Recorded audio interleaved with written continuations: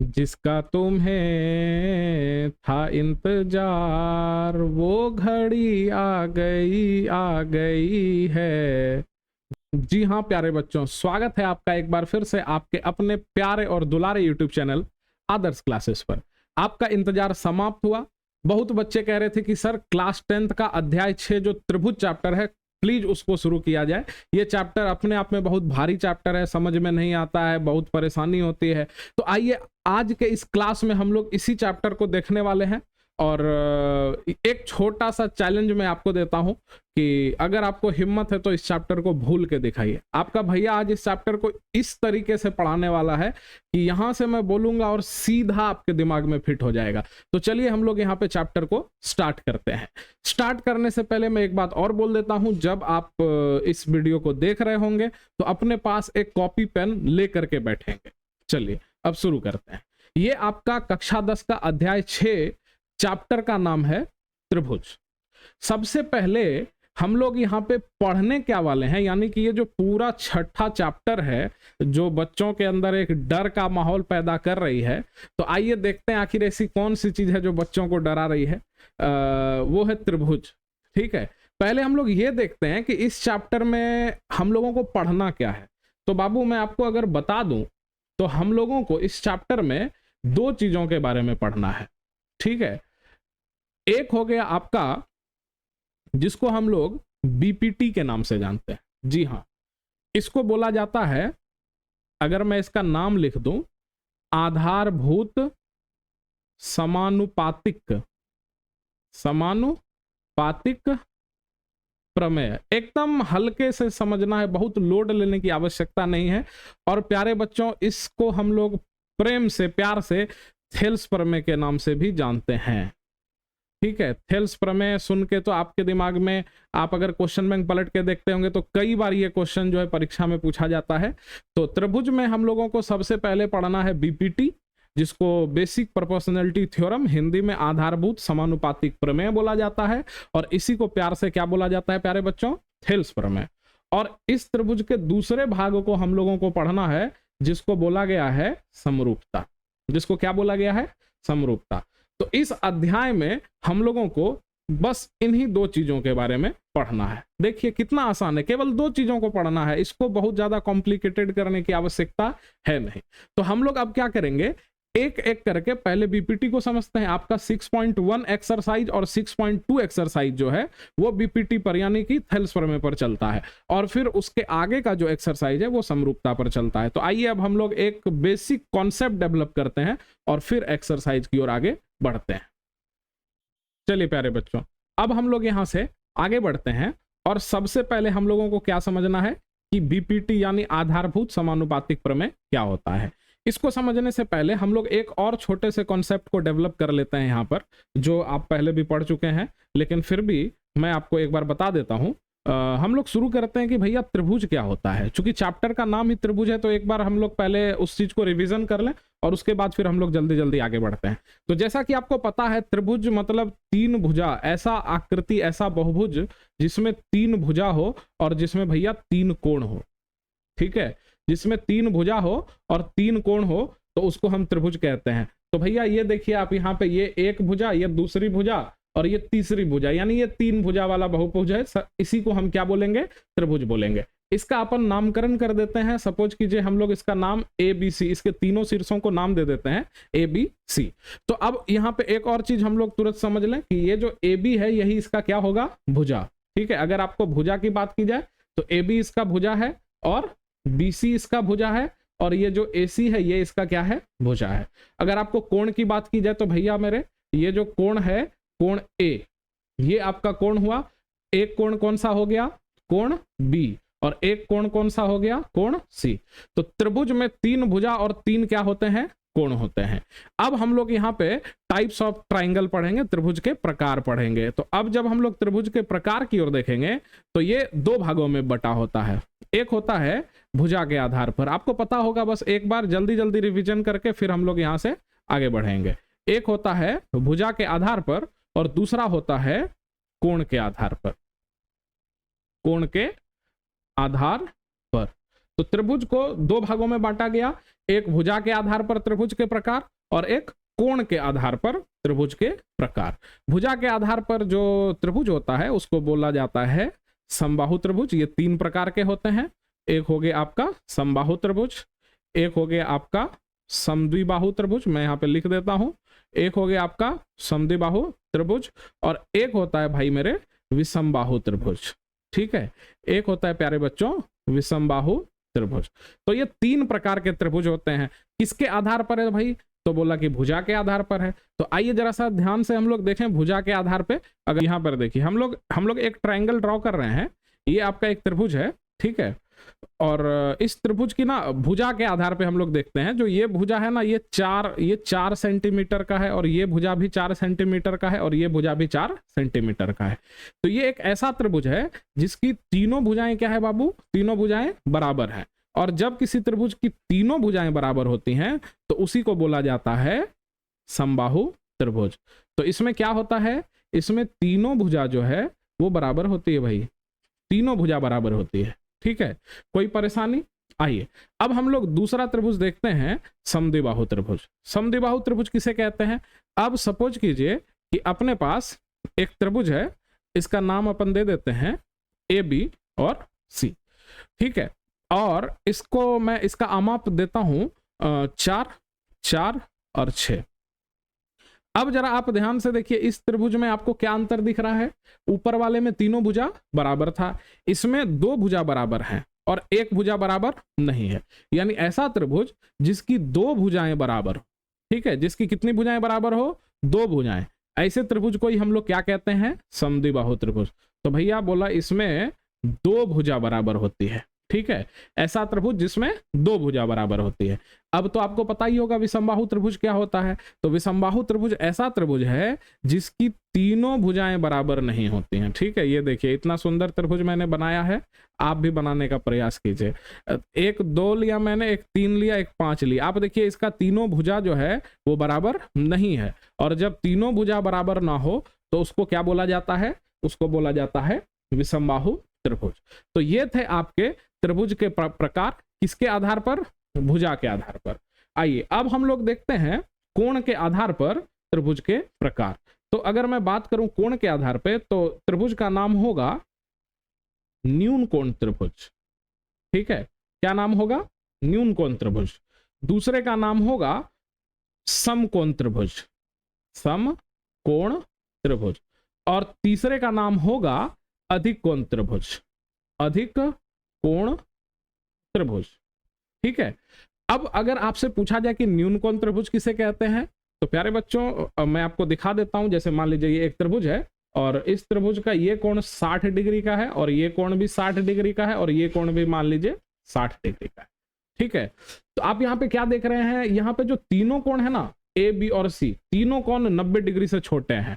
तो ऐसा त्रिभुज जिसमें तीनों कोणों का माप जो है वो 90 डिग्री से छोटा हो, तो ऐसे त्रिभुज को ही हम लोग क्या कहते हैं? न्यून कोण त्रिभुज कहते हैं। ऐसा त्रिभुज जिसका तीनों कोण का जो माप हो वो 90 डिग्री से यदि छोटा होता है, तो ऐसे त्रिभुज को ही हम लोग क्या कहते हैं? न्यून कोण त्रिभुज कहते हैं। मैं जानता हूं कि ये आपको आता होगा, लेकिन उसके बाद भी आप कॉपी कलम लेके बैठेंगे और जो भी चीज मैं पढ़ा रहा हूं इसको कॉपी में नोट करना है। पहले समझ लेना है और फिर बाद में इसको नोट करना है एज अ परिभाषा की तरह। दूसरा त्रिभुज है प्यारे बच्चों समकोण त्रिभुज। तो आइए जरा समकोण त्रिभुज के बारे में देखें। जैसे सपोज कीजिए ये आपका एक ट्राइंगल है, ठीक है, इसका नाम अपन दे देते हैं पी क्यू और आर। समकोण त्रिभुज नाम ही है ऐसा त्रिभुज जिसका एक कोण 90 डिग्री का होता है, जिसका एक कोण क्या होता है? 90 डिग्री का। ऐसे त्रिभुज को ही हम लोग कौन सा त्रिभुज कहते हैं? तो प्यारे बच्चों इसको हम लोग कौन सा त्रिभुज कहेंगे? इसको हम लोग कहेंगे समकोण त्रिभुज। ये आपका कौन सा त्रिभुज था? ये आपका था न्यून कोण त्रिभुज। ठीक है, अब तीसरा त्रिभुज है आपका अधिक कोण त्रिभुज। अगर हम लोग अधिक कोण त्रिभुज की बात करें तो आप यहाँ पे ध्यान से देखिए, हम लोग एक ट्राइंगल ड्रॉ कर रहे हैं कुछ इस तरीके का। ठीक है, फिर से डायग्राम थोड़ा सा गड़बड़ ड्रॉ हो गया है, तो आप इससे सुंदर डायग्राम ड्रॉ करेंगे। अब यहाँ पे देखिए ये जो कोण होगा ना बाबू, ये कोण ये 90 डिग्री से बड़ा होगा। सपोज ये 130 डिग्री का कोण है, तो अब आप क्या देख रहे हो? यहाँ पे एक कोण की जो माप है वो 90 डिग्री से क्या हो गई? बड़ी हो गई। तो ऐसा त्रिभुज जिसमें एक कोण, कम से कम एक कोण जो है वो 90 डिग्री से क्या हो जाए, बड़ा हो जाए। देखिए न्यून कोण के बारे में क्या पढ़ा हम लोगों ने, तीनों कोण जो है, तीनों कोण 90 डिग्री से छोटा होना चाहिए। ठीक है, तीनों कोण क्या होना चाहिए, 90 डिग्री से छोटा होना चाहिए। समकोण त्रिभुज के बारे में हम लोगों ने क्या पढ़ा, एक कोण जो है, एक कोण क्या होना चाहिए, समकोण होना चाहिए। ठीक है, तो इसमें क्या पढ़ा आप देख सकते हैं यहां पर स्क्रीन पर, एक कोण क्या होना चाहिए, समकोण होना चाहिए। अधिक कोण में हम लोगों ने क्या पढ़ा एक कोण जो है भैया वो 90 डिग्री से बड़ा होना चाहिए, वो 90 डिग्री से बड़ा होना चाहिए। तो ये था आपका त्रिभुज का प्रकार कोण के आधार पर और भुजा के आधार पर। मैं आपसे एक और क्वेश्चन पूछता हूं कि भैया त्रिभुज के तीनों कोणों का योग कितना होता है, जरा कमेंट सेक्शन में अभी तुरंत यहां पे आप आंसर कीजिए, त्रिभुज के तीनों कोणों का योग कितना होता है, आप कमेंट सेक्शन में कीजिए, हम लोग आगे बढ़ते हैं। ठीक है, मैं आंसर लिख ही देता हूं, आपको पता होना चाहिए, पता होगा भी। ठीक है, चलिए अब हम लोग यहां से आगे बढ़ते हैं। हम लोगों ने त्रिभुज के बारे में जान लिया। इससे पहले हम लोगों ने क्या देखा था, आप देखिए इस चैप्टर में हम लोग क्या पढ़ने वाले हैं, एक पढ़ने वाले हैं आधारभूत समानुपातिक प्रमेय, बीपीटी या थेल्स प्रमेय के बारे में, और दूसरा हम लोग क्या पढ़ने वाले हैं, समरूपता के बारे में। तो आइए अब हम लोग देखते हैं कि बीपीटी यानी आधारभूत समानुपातिक प्रमेय क्या होता है। चलिए अब हम लोग इसके बारे में ध्यान से समझते हैं। हम लोग यहाँ पे देख रहे हैं बीपीटी थ्योरम। ठीक है, बीपीटी यानी क्या है, या इसी को क्या बोला जाता है, थेल्स प्रमेय। तो आइए हम लोग देखते हैं थेल्स प्रमेय क्या होता है, बीपीटी क्या होता है। सिंपल, अभी हम लोगों को परिभाषा या प्रमेय जानने की आवश्यकता नहीं है, अभी एक समझ डेवलप कीजिए आप अपने माइंड के किसी कोने में, बहुत आसान है। तो प्यारे बच्चों ये एक त्रिभुज है, और इस त्रिभुज में मैं क्या करता हूं, किसी भी एक भुजा के समांतर, समांतर आप समझते हो ना, मान लीजिए क्या कि ये एक रेखा है, तो इसके समांतर रेखा खींची जाती है इस तरीके से। तो इस त्रिभुज में तीन भुजाएं हैं, इस तीन भुजा में से किसी भी एक भुजा के समांतर, मान लीजिए अभी मैं बीसी के समांतर एक रेखा खींच रहा हूं, ये देखिए आप, बीसी के समांतर एक रेखा खींच रहा हूं, और ये रेखा जो है ये इस AB और AC को क्या कर रही है, एक बिंदु पर काट रही है। आप यहां पे ध्यान से देखिए, मान लीजिए कि ये इसको D बिंदु पर काट रही है और ये इसको E बिंदु पर काट रही है। ठीक है, फिर से एक बार ध्यान से देखिएगा, एक त्रिभुज ABC था, हम लोगों ने किसी भी एक भुजा, जैसे अभी हमने क्या लिया BC, तो हमने BC के समांतर एक रेखा खींचा, एक रेखाखंड खींचा जो BC के समांतर है और शेष दो भुजाओं को D और E बिंदु पर प्रतिच्छेद कर रहा है।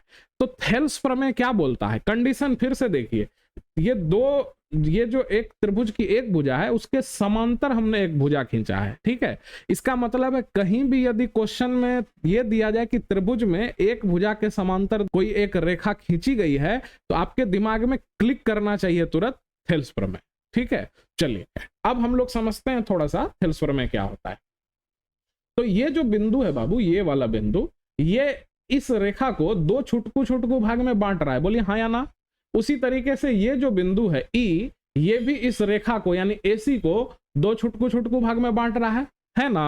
तो अब हम लोग क्या करेंगे, ध्यान से देखिए, ये छुटकू भाग का नाम बताइए, ये वाला जिस पे मैं घुमा रहा हूं इसका नाम बताइए। तो आप बोलेंगे सर इसका नाम है AD।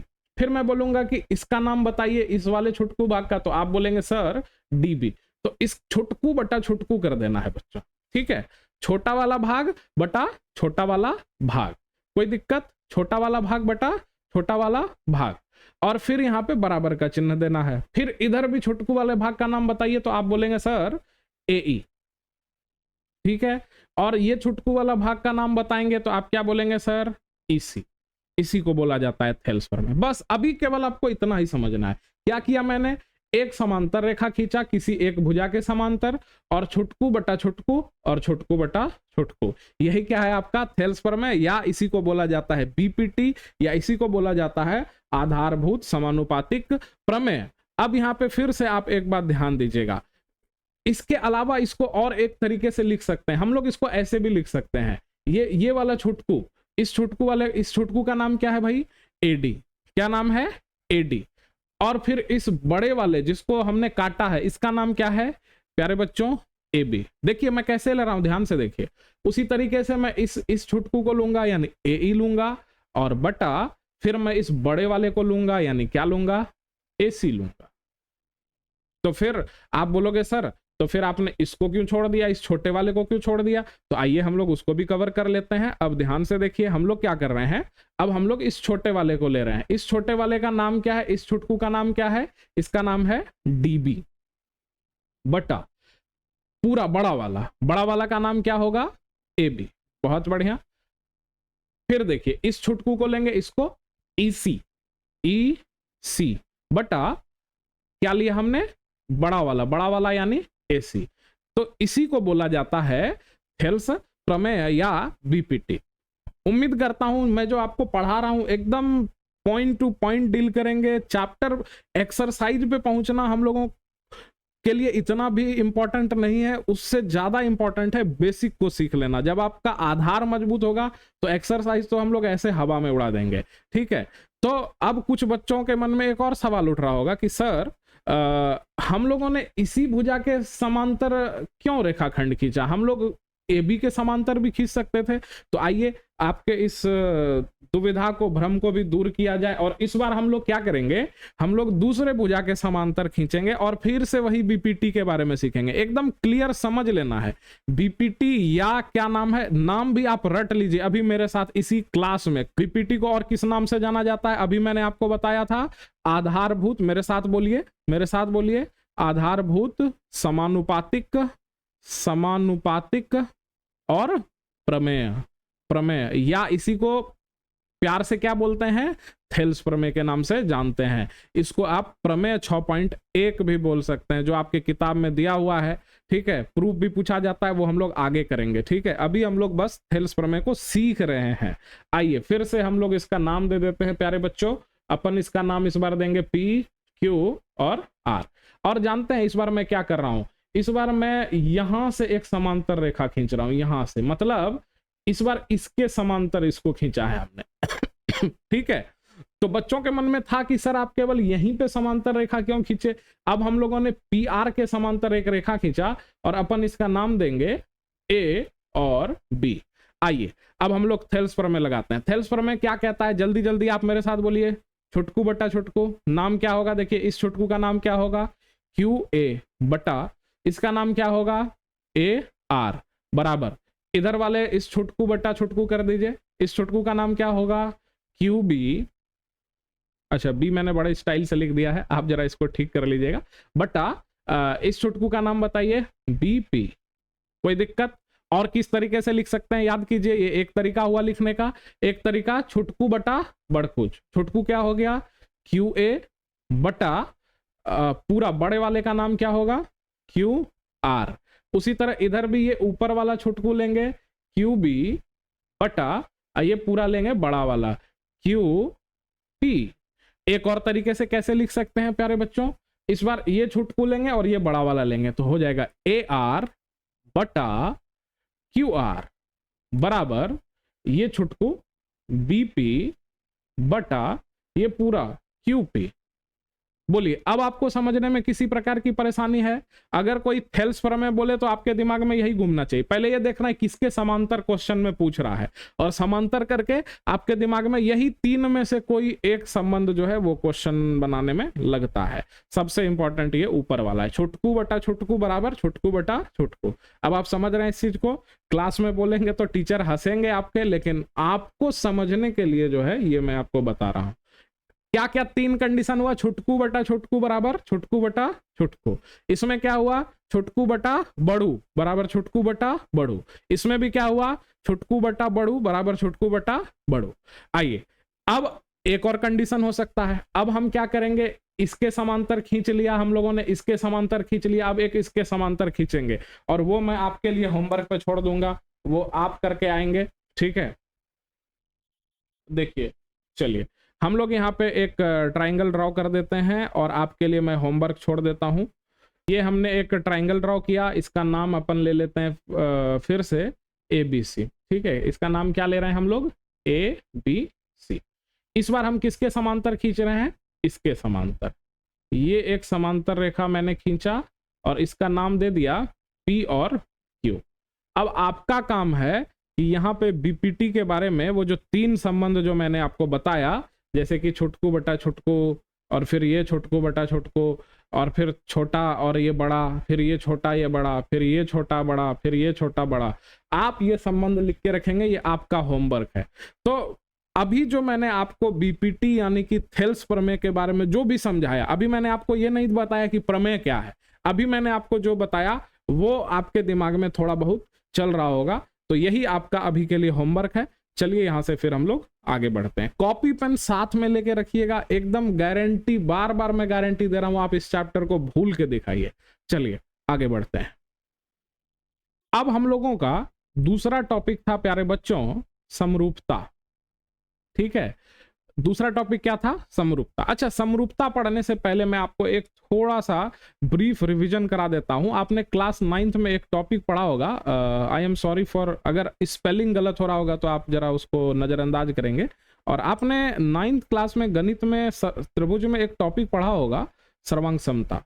ठीक है, सर्वांग समता क्या होता था अगर मैं आपको एक बार बता दूं तो यहाँ पे मैं ये 2 ट्राइंगल ड्रॉ कर रहा हूं और मैं इसका नाम दे रहा हूं A, B and C and the second one is P, Q, R। ठीक है, ये आपके 2 त्रिभुज हैं और मान लीजिए एक त्रिभुज है A, B, C और एक त्रिभुज है P, Q, R। ये कब सर्वांगसम होते थे? जहां तक आपको याद होगा प्यारे बच्चों, तो सर्वांगसम का नियम था सर, आप कहोगे सर वो कंडीशन था कि जब ये पहला कोण अगर हम ले रहे हैं A तो इसका भी पहला कोण लेंगे P, अगर हम इसका दूसरा कोण ले रहे हैं कोण B तो हम इसका भी दूसरा कोण लेंगे कोण Q, और अगर हम इसका तीसरा कोण ले रहे हैं कोण C तो इसका भी हम तीसरा कोण लेंगे कोण R। जब ये तीनों कोण क्या हो? बराबर हो। और दूसरा कंडीशन था कि ये भुजा जब हम AB ले रहे हैं, आप देखिए इसका पहला दूसरा ले रहे हैं तो इसका भी पहला दूसरा लेंगे, यानी AB बराबर क्या होना चाहिए? PQ। जब हम दूसरा तीसरा ले रहे हैं यानी BC ले रहे हैं तो इसका भी दूसरा तीसरा लेंगे, इसका भी दूसरा तीसरा क्या हो जाएगा? QR। तो BC बराबर क्या हो जाएगा? QR। जब हम लोग इसका पहला तीसरा लेंगे यानी AC लेंगे तो प्यारे बच्चों हम दूसरे त्रिभुज का क्या लेंगे? पहला तीसरा यानी PR। बोला कि सर जब ये तीनों संगत भुजाएं यानी AB के संगत PQ, BC के संगत QR और AC के संगत PR, जब ये तीनों संगत भुजाएं बराबर हो और संगत कोण बराबर हो, ये B जो है वो Q के बराबर हो, ये C जो है ये R के बराबर हो, जब तीनों भुजा बराबर हो और तीनों संगत कोण बराबर हो तब जाकर ये दोनों त्रिभुज जो हैं यानी त्रिभुज ABC और त्रिभुज PQR सर्वांगसम होते हैं और ये सर्वांगसमता का चिन्ह होता था। ये चीज आप क्लास 9th में पढ़ चुके हैं। लेकिन अभी हम लोगों का टॉपिक है समरूपता। अब समरूपता क्या होता है उसके बारे में ध्यान से देखते हैं। देखिए आपके स्क्रीन पर 3 चित्र दिख रहा है, यहां पर आप ध्यान से देखेंगे ये जो चित्र है ये तीनों ये दोनों वृत्त के चित्र हैं और ये दोनों समबाहु त्रिभुज है प्यारे बच्चों। ठीक है, ये दोनों क्या है? समबाहु त्रिभुज है। और ये जो दोनों चित्र है ये दोनों चित्र ये वर्ग है। ठीक है, ये 2 वृत्त हैं, ये 2 समबाहु त्रिभुज हैं और ये 2 वर्ग है। अगर आप ध्यान से देखेंगे तो इस दोनों का जो रंग रूप है वो बिल्कुल एक तरह है, सभी वृत्त तो एक ही तरह दिखते हैं, है कि नहीं है? और ये जो 2 त्रिभुज हैं दोनों समबाहु त्रिभुज हैं तो ये दोनों भी हमेशा एक ही तरह के दिखेंगे और ये जो वर्ग हैं ये भी हमेशा एक ही तरह के दिखेंगे। लेकिन यदि मैं इसके आमाप की बात करूं यानी यदि मैं इसके बात करूं लंबाई चौड़ाई की, यदि मैं बात करूं इसके लेंथ की, तो वो बिल्कुल अलग अलग होगा। जैसे ये वृत्त जो है इसका त्रिज्या कुछ हो सकता है, मान लीजिए क्या कि ये 3 सेंटीमीटर त्रिज्या वाला वृत्त हो सकता है और ये जो है आपका ये 5 सेंटीमीटर त्रिज्या वाला वृत्त हो सकता है। लेकिन ये वृत्त दोनों में देखने में एक रूप के लग रहे हैं और हम लोग अभी टॉपिक पढ़ भी रहे हैं समरूपता। सम मतलब समान और रूप, समान रूप का जो आकृति होगा उसी को समरूप आकृति बोला जाएगा। जैसे कि ये दोनों वृत्त देखने में एक ऐसे लग रहे हैं इसलिए ये दोनों वृत्त जो हैं इसी को हम लोग समरूप आकृति बोलेंगे। इसी को हम क्या बोलेंगे प्यारे बच्चों? इसी को हम बोलेंगे समरूप आकृति। ठीक है, आपसे ठीक है एक और क्वेश्चन मैं पूछता हूं, क्या हम लोग इसको सर्वांगसम आकृति बोलेंगे क्या? नहीं। ये दोनों वृत्त हैं, सही है, लेकिन सर्वांगसम के लिए एक और कंडीशन होना चाहिए कि यदि ये 3 सेंटीमीटर त्रिज्या वाला वृत्त है तो इसको भी 3 सेंटीमीटर त्रिज्या वाला ही वृत्त होना चाहिए, तभी ये दोनों त्रिभुज सर्वांगसम होंगे। लेकिन समरूपता में ऐसा कुछ नहीं है। समरूपता में दोनों समान रूप के होने चाहिए तो वो समरूप हो जाते हैं। तो ये दोनों जो वृत्त हैं ये आपके क्या है, समरूप आकृति। ठीक है, कोई परेशानी नहीं है। चलिए अब हम लोग फिर यहां से आगे बढ़ते हैं। फिर से देखिए, ये दोनों त्रिभुज समबाहु त्रिभुज हैं, दोनों देखने में एक रूप के हैं, इसलिए ये दोनों भी कैसी आकृति होंगे, ये भी आपका समरूप आकृति होगा, ये भी आपका समरूप आकृति होगा। कोई परेशानी?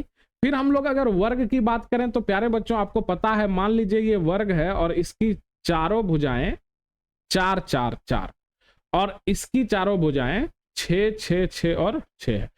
क्या ये दोनों वर्ग सर्वांगसम होंगे? तो आंसर क्या होगा, नहीं, क्योंकि यदि इसकी संगत भुजा देखी जाए 4 है और इसकी क्या है 6 है, तो ये कभी भी सर्वांगसम नहीं होंगे। सर्वांगसम होने के लिए इसका आमाप भी बराबर होना चाहिए। यदि ये भी 6 है तो ये 4 है तो ये 4 होना चाहिए, या ये 6 है तो ये भी क्या होना चाहिए, 6 होना चाहिए। इसलिए ये सर्वांगसम तो नहीं है, लेकिन प्यारे बच्चों ये समरूप जरूर है, ये समरूप है। तो यदि आपसे क्वेश्चन में पूछा जाता है कि क्या सभी वृत्त सर्वांगसम होते हैं या समरूप होते हैं, तो वृत्त कभी भी सर्वांगसम नहीं होंगे, क्योंकि सर्वांगसम होने के लिए एक कसौटी है कि सबकी त्रिज्याएं बराबर होनी चाहिए, लेकिन सभी वृत्त की त्रिज्याएं बराबर हो ये तो निश्चित नहीं है। इसलिए सभी वृत्त जो है वो समरूप होते हैं। उसी तरह से सभी समबाहु त्रिभुज भी क्या होते हैं, समरूप होते हैं, सर्वांगसम नहीं होंगे। क्योंकि आप देखिए, मान लीजिए ये 2 सेंटीमीटर है और ये 5 5 और 5 सेंटीमीटर का त्रिभुज है, तो क्या ये कभी सर्वांगसम होंगे? ये सर्वांगसम नहीं होंगे, किंतु ये समरूप हो सकते हैं, ये भी समरूप हो सकते हैं। तो मुझे लगता है कि अब आपको समरूपता शब्द समझने में परेशानी नहीं होगी। समरूपता की अलग अलग कसौटी होती है, जैसे अपने क्लास 9th में सर्वांग समता की कसौटी पढ़ी थी, SSS सर्वांग समता, SAS सर्वांग समता, RHS सर्वांग समता। उसी तरीके से यहाँ भी समरूपता की कुछ कसौटियां हैं जो हम लोग आगे जाकर के पढ़ेंगे। अभी यहां तक मैं उम्मीद कर रहा हूं कि आपको समझने में किसी भी प्रकार की परेशानी नहीं होगी। तो चलिए हम लोग फिर यहां से आगे बढ़ते हैं। अब हम लोग यहाँ पे एक बात समझेंगे, जैसे आप परिभाषा मान लीजिए कि समरूपता जो है वो होता क्या है। अभी हम लोगों ने समरूपता देख लिया है, तो कंडीशन ये है कि एक क्वेश्चन आपसे पूछा जाएगा कि कोई भी दो बहुभुज हैं, कोई भी दो बहुभुज समरूप कब होंगे, समरूप कब होंगे। एक तो हम लोगों ने देखा कि अगर समान रूप के होंगे तो वो समरूप होंगे, लेकिन क्वेश्चन बनाने के लिए इतना काफी तो नहीं होगा, कुछ कंडीशन होता है। जैसे अभी हम लोगों ने त्रिभुज में पढ़ा ना, सर्वांग समता कि संगत कोण बराबर होने चाहिए और संगत भुजा बराबर होनी चाहिए, तब वो त्रिभुज सर्वांगसम होते हैं। उसी तरह से कोई भी बहुभुज आप समझते हो ना, जिसमें बहुत सारा भुजा हो, जो शुरू कहाँ से होता है, त्रिभुज से, फिर आपका आयत हो गया, फिर आपका वर्ग हो गया, इसी को क्या बोला जाता है, बहुभुज। जिसमें बहुत भुजा हो, यानी कम से कम कितनी भुजा हो, 3, और बहुभुज हमेशा बंद आकृति होता है, उसको बंद आकृति कहा जाता है। तो क्वेश्चन है, ये एक क्वेश्चन है कि दो बहुभुज समरूप कब होंगे। ठीक है, तो किसी भी बहुभुज को आप चाहे त्रिभुज लेके चलें या आप वर्ग लेके चलें। अभी मैं आपको उदाहरण के तौर पे दिखाता हूं। अपन यहाँ पे 2 त्रिभुज ले रहे हैं प्यारे बच्चों। ठीक है, एक त्रिभुज लिया और हम लोग अगेन एक और त्रिभुज ले रहे हैं। ठीक है, ये हम लोगों ने 2 त्रिभुज लिया। अब हम लोग एक काम करते हैं, हम लोग एक वर्ग भी ले लेते हैं। ठीक है, हम लोगों ने एक वर्ग ले लिया और एक और वर्ग ले लेते हैं। हाँ, आइए समझते हैं इस चीज को। हम लोगों ने एक और वर्ग ले लिया। ठीक है, अब देखिए, इसका नाम हम लोग दे देते हैं ABC, इसका नाम दे देते हैं PQ, इसका नाम अपन दे देते हैं ABCD, इसका नाम अपन दे देते हैं PQR एंड S। ठीक है, तो ऊपर हम लोगों का त्रिभुज का जोड़ा है और नीचे हम लोगों का वर्ग का जोड़ा है। हम लोगों को यह समझना है कि कोई भी दो आकृति, जैसे यहाँ पे त्रिभुज है और यहाँ वर्ग है, ये समरूप कब होंगे। तो समरूपता का 2 कंडीशन है प्यारे बच्चों, ये आप याद रख लेंगे और नोट भी कर लेंगे, 2-4 बार ध्यान से देखेंगे तो समझ में आ जाएगा। बोला कि सर समरूपता का ना 2 कंडीशन है। ठीक है भैया, समरूपता का 2 कंडीशन है। पहला कंडीशन है कि जो भी बहुभुज हो, जैसे कि यहाँ पे त्रिभुज और वर्ग दोनों बहुभुज है, तो कोई भी बहुभुज हो उसका संगत कोण बराबर होना चाहिए। ये पहला कंडीशन है, संगत कोण क्या होना चाहिए, बराबर होना चाहिए। ये पहला कसौटी, ये पहला कंडीशन है दो त्रिभुज को या दो वर्ग को या कोई भी दो बहुभुज को समरूप होने का, क्या, संगत कोण बराबर होना चाहिए। अब ये संगत कोण क्या होता है, आइए ये देखते हैं। मान लीजिए कि हम लोग इस त्रिभुज की बात कर रहे हैं, त्रिभुज की बात कर रहे हैं, तो संगत कोण मतलब हुआ, अगर हम लोग ये कोण ले रहे हैं तो ये हुआ इसके संगत कोण। तो कंडीशन है कि कोण ए जो है वो बराबर होना चाहिए किसके, कोण पी के। ठीक है, अब देखिए अगर अपन ले रहे हैं कोण बी, तो अब आप ही बताइए कोण बी के संगत कौन सा कोण होगा, कोण क्यू होगा। प्यारे बच्चों बहुत बढ़िया। अगर कोण सी ले रहे हैं तो कोण सी के संगत क्या होगा, कोण आर होगा। बहुत बढ़िया, संगत कोण बराबर होना चाहिए सभी। यहां पे मैं एक चीज और लगा देता हूं, सभी संगत कोण बराबर होना चाहिए, ऐसा नहीं कि एक। कोई परेशानी। अब आइए देखते हैं दूसरा कसौटी क्या है वो ध्यान से देखते हैं। सभी संगत भुजाएं, सभी संगत भुजाएं समान अनुपात में होना चाहिए। फिर से एक बार पढ़िए, मैंने क्या लिखा, सभी संगत भुजाएं समान अनुपात में होना चाहिए। ठीक है, आइए देखते हैं, इसको भी एक बार समझने का प्रयास करते हैं। संगत भुजा, अगर हम लोग एक भुजा ले रहे हैं प्यारे बच्चों ए बी, तो दूसरा भुजा क्या लेंगे, पी क्यू। और मैंने बटे में क्यों लिखा, क्योंकि यहां देखिए ये क्या कह रहा है, अनुपात। तो संगत भुजा का यही अनुपात हुआ। अनुपात का मतलब क्या हो गया, बटे। और क्या बोला है कि समान, समान मतलब बराबर, तो अपन यहां पे बराबर का चिन्ह दे देते हैं। ठीक है, अब हम लोग ले रहे हैं संगत भुजा में बीसी, तो बीसी के संगत आप ही बताओ, इसके संगत कौन सी भुजा होगी, क्यू आर होगी। तो बीसी बटा क्या हो गया, क्यू आर। उसी तरह से यदि मैं एसी भुजा लूं, तो अब आप बताओ एसी के संगत कौन सी भुजा होगी त्रिभुज पी क्यू आर में, वेरी गुड, पी आर होगी। तो यदि इस कंडीशन को फॉलो करता है कोई भी बहुभुज, तो वो जो बहुभुज होगा वो समरूप होगा। अब आइए जरा हम लोग वर्ग की बात करते हैं। पहला कंडीशन क्या बोला भाई मेरे, संगत कोण बराबर होने चाहिए। तो आइए देखते हैं संगत कोण, कोण बी के संगत क्या है भाई, कोण क्यू। तो कंडीशन है कोण बी बराबर कोण क्यू होना चाहिए। सभी संगत कोण बराबर, कोण ए बराबर क्या होना चाहिए, कोण पी होना चाहिए। कोण सी बराबर क्या होना चाहिए, आप ही बताइए, कोण आर होना चाहिए। कोण डी बराबर क्या होना चाहिए, कोण डी बराबर कोण क्या होना चाहिए, एस होना चाहिए। ठीक है, अब हम लोग यहां पे ध्यान से देखते हैं।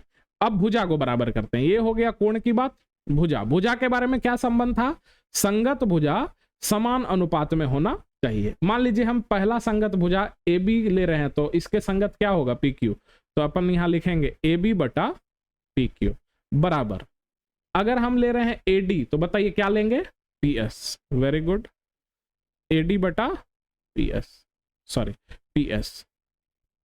अब अपन ले रहे हैं ये सी डी, तो क्या लेंगे, आर एस, सी डी बटा आर एस बराबर। अब अगर हम ले रहे हैं बीसी, तो हम लोग क्या लेंगे, क्यू आर, तो हो जाएगा बीसी बटा क्यू आर। तो फिर ये वर्ग भी जो है, ये दोनों वर्ग क्या हो जाएंगे, समरूप हो जाएंगे। अब ये ध्यान रखिएगा, समरूपता का एक चिन्ह होता है। जैसे ये दोनों त्रिभुज अभी समरूप हो गए ना, अगर ये दोनों त्रिभुज समरूप है ना प्यारे बच्चों, तो हम लोग ऐसे लिखेंगे, जैसे सर्वांगसम लिखा जाता था, तो समरूप में ये चिन्ह होता है। ये भी आप नोट कर लीजिएगा, बहुत इंपॉर्टेंट है, ये समरूपता का चिन्ह होता है। ठीक है, तो हम लोगों को इस पूरे चैप्टर 6 में केवल यही दो चीजों को पढ़ना है। एक बीपीटी था, छुटकू बटा छुटकू बराबर छुटकू बटा छुटकू, और भी दो कंडीशन थे। और एक हम लोगों को पढ़ना है समरूपता। तो समरूपता में सबसे पहले यही आपको समझ में आना चाहिए कि कोई भी दो बहुभुज समरूप कब होंगे। अभी तक आप समझ गए होंगे, मेरे साथ बोलिए, तीनों संगत कोण बराबर होने चाहिए। फिर से मेरे साथ रिपीट कीजिए, तीनों संगत कोण बराबर होने चाहिए, और तीनों संगत भुजाएं जो हैं वो एक ही अनुपात में होनी चाहिए। ठीक है, चलिए अब हम लोग फिर यहां से आगे बढ़ते हैं। ये अब आपका प्रश्नावली है 6.1 और आइए देखते हैं प्रश्नावली 6.1 को। दिया है कोष्टक में दिए गए शब्दों में से सही शब्दों का प्रयोग करते हुए रिक्त स्थानों को भरिए। तो आइए हम लोग रिक्त स्थान को भर देते हैं। क्वेश्चन कह रहा है सभी वृत्त डैश होते हैं। मैंने आपको पहले भी बताया है, क्या सर्वांगसम होगा? नहीं। क्यों? सर्वांगसम होने के लिए कंडीशन क्या है कि सभी वृत्त का त्रिज्या समान होना चाहिए, लेकिन सभी वृत्त की त्रिज्याएं समान हो ये संभव नहीं है। कोई वृत्त छोटा होगा, कोई बड़े त्रिज्या वाला वृत्त हो सकता है। तो क्या होगा, चूंकि वृत्त समान रूप के होते हैं इसलिए सही आंसर क्या होगा, सभी वृत्त जो हैं वो समरूप होते हैं। सभी वृत्त जो है वो क्या होते हैं, समरूप होते हैं। फिर बोला सभी वर्ग, अभी हम लोग पीछे देख चुके हैं, सभी वर्ग भी जो है वो क्या होते हैं, समरूप होते हैं। देखिए ये प्रश्नावली 6.1 करने में मैंने आपको क्या बोला, बेसिक आप समझ जाओगे, एक्सरसाइज करने में आपको कुछ भी जो है भारी लगने वाला नहीं है। सभी डैश समरूप होते हैं, समद्विबाहु त्रिभुज या समबाहु त्रिभुज। तो आपको पता होना चाहिए कौन सा त्रिभुज समरूप होगा, समबाहु त्रिभुज। तो यहाँ क्या लिखेंगे, सभी समबाहु त्रिभुज समरूप होते हैं। कोई परेशानी? अब देखिए चौथा नंबर, भुजाओं की समान संख्या वाले दो बहुभुज समरूप होते हैं। भुजाओं की समान संख्या मतलब दो बहुभुज है जिसमें समान भुजा है, मतलब अगर 3 भुजा है तो दूसरे बहुभुज में भी 3 भुजा है, मतलब दोनों त्रिभुज है। तो भुजाओं की समान संख्या वाले दो बहुभुज समरूप होते हैं कब, यदि उनके संगत कोण, संगत कोण के बारे में हम लोगों ने क्या पढ़ा था भैया, संगत कोण जो है वो बराबर होने चाहिए। और प्यारे बच्चों उनकी संगत भुजाएं क्या होनी चाहिए, तो आपको बताया था मैंने, एक ही अनुपात में होनी चाहिए। तो हो जाएगा संगत भुजाएं समानुपाती होनी चाहिए। कोई परेशानी नहीं? बहुत बढ़िया। अब हम लोग यहां से आगे बढ़ते हैं क्वेश्चन नंबर 2 की ओर। आइए अब हम लोग क्वेश्चन नंबर 2 की ओर आगे बढ़ते हैं। तो क्वेश्चन नंबर 2 कह रहा है निम्नलिखित युग्मों के दो दो भिन्न भिन्न उदाहरण दीजिए। तो यहां कह रहा है दो दो अलग अलग उदाहरण देने के लिए, दो उदाहरण देना है किसकी, समरूप आकृतियों की। समरूप आकृतियों का दो उदाहरण बताइए। अब आपके लिए ये कोई भारी चीज है क्या, दो समरूप आकृति बताइए क्या क्या बनाओगे आप। तो मान लीजिए अपन एक बना देंगे वृत्त और दूसरा भी क्या हो जाएगा, वृत्त। ठीक है, तो ये हो गया समरूप आकृति। दो बोला है ना, तो आइए हम लोग दो बना देते हैं। हम लोग एक क्या बना देते हैं, त्रिभुज, और एक और त्रिभुज बना देते हैं। ये रहा, तो ये हो गया आपका वृत्त और ये हो गया आपका, अभी तो हम लोग भरने वाला में भी भरे थे, ये हो गया आपका समबाहु त्रिभुज। ये हो गया। अब कह रहा है ऐसी आकृतियां जो समरूप नहीं है, तो इसका भी दो उदाहरण देना है। तो आइए आकृतियों के बारे में फिर से हम लोग देखते हैं। सपोज कीजिए हम लोग यहाँ पे ड्रॉ कर रहे हैं, एक आकृति ये हो गया प्यारे बच्चों, और ये इसके साथ ये पेयर बना दिया हम लोगों ने, ये दूसरा आकृति हो गया। अब आप बताइए क्या कभी ये दोनों आकृति समरूप हो सकते हैं? क्या ये समान रूप के दिख रहे हैं? नहीं, तो ये आकृति समरूप नहीं है। ठीक है, ये आकृति समरूप नहीं है, यही तो कंडीशन आपको बोला था। और उदाहरण देना है, आइए और उदाहरण दे देते हैं। दो उदाहरण बोला है ना, तो अपनी इच्छा है, हम लोग एक ये आकृति बना देंगे, आप कुछ भी बना सकते हैं। जब समरूप नहीं बोला है तो दोनों अलग अलग आकृति होनी चाहिए। ये लीजिए, ठीक है, ये हो गया आपका उदाहरण, ये हो गया पहला नंबर उदाहरण, ये हो गया दूसरा नंबर उदाहरण, क्योंकि आपको बोला है दो भिन्न भिन्न उदाहरण। इसमें भी ये आपका हो गया पहला नंबर उदाहरण, ये हो गया आपका दूसरा नंबर उदाहरण। एकदम सिंपल भाषा में समझा रहा हूं आपको, एकदम प्यार से समझा रहा हूं, और प्रयास कीजिए, क्वेश्चन को सॉल्व कीजिए घर में बैठ के। मैथ आपको एकदम हलवा लगने वाला है। चलिए फिर हम लोग यहां से अगले क्वेश्चन की ओर आगे बढ़ते हैं प्यारे बच्चों। इस एक्सरसाइज का लास्ट क्वेश्चन है, तो देखते हैं। कह रहे बताइए कि निम्नलिखित चतुर्भुज समरूप है या नहीं है। कैसे बताएंगे हम समरूप है या नहीं? तो आप कहोगे सर समान रूप का नहीं दिख रहा है, ये भी चतुर्भुज है, ये भी चतुर्भुज है, तो भाई दिख रहा है। और क्या कंडीशन था समरूपता का, याद कीजिए। अभी तो हम लोगों ने पीछे पढ़ा था कि संगत कोण बराबर होने चाहिए और संगत भुजा क्या होनी चाहिए, समानुपाती, एक ही अनुपात में होने चाहिए। यदि दोनों में से कोई भी कंडीशन, एक भी कंडीशन फॉलो होता है, जरूरी नहीं है कि दोनों हो, एक भी कंडीशन फॉलो होता है तो वो त्रिभुज क्या हो जाते हैं, वो त्रिभुज प्यारे बच्चों समरूप हो जाते हैं। तो आइए एक बार चेक करते हैं। देखिए इसके संगत क्या होगा, पहले इस भुजा का नाम लिखिए। क्या इस भुजा का नाम PS है? इसके संगत तो यही भुजा होगी ना, DA। Very good. अब अपन ले रहे हैं PQ। आप ही बताओ PQ के संगत भुजा क्या होगी? बहुत बढ़िया, AB। चलिए ये क्या है प्यारे बच्चों, आर क्यू। ये क्या है प्यारे बच्चों, सी बी। चलिए चौथा लेते हैं, ये क्या है, आर एस या एस आर, और ये क्या है, सी डी। यदि इस कंडीशन को फॉलो कर जाए ऊपर वाला आकृति, तो जो दोनों चतुर्भुज हैं वो समरूप हो जाएंगे। तो आइए ना वैल्यू पुट करते हैं। पी एस की वैल्यू क्या है, आप देखिए 1.5, और डी ए की वैल्यू क्या है, डी ए की वैल्यू है प्यारे बच्चों 3। आइए पी क्यू की वैल्यू, पी क्यू की वैल्यू देखिए 1.5, ए बी की वैल्यू जल्दी जल्दी देखिए क्या है 3, इक्वल टू आर क्यू की वैल्यू क्या है, आर क्यू की वैल्यू है 1.5, और सी बी की वैल्यू क्या है, सी बी की वैल्यू है 3। फिर आर एस कहां गया भाई, ये रहा आर एस, आर एस की वैल्यू क्या है 1.5, सी डी की वैल्यू क्या है 3। आप देख रहे हैं ये सब समान अनुपात में, देखिए सबका सेम ही मान है, बोलिए हाँ या ना। तो इस कंडीशन को फॉलो कर गया ना, सब बराबर हैं, सब समान अनुपात में है, तो लिख देंगे हाँ, हाँ जो चतुर्भुज पी क्यू आर एस तथा चतुर्भुज ए बी सी डी समरूप हैं, समरूप हैं। यही था आपका एक्सरसाइज 6.1 और उसका बेसिक। उम्मीद करता हूं कि जो भी मैंने आपको पढ़ाया वो आपको समझ में आया होगा, और ऐसे ही इंफॉर्मेटिव वीडियो को देखने के लिए आप मेरे चैनल को सब्सक्राइब कर सकते हैं। मिलते हैं अगले वीडियो लेक्चर में, तब तक के लिए धन्यवाद।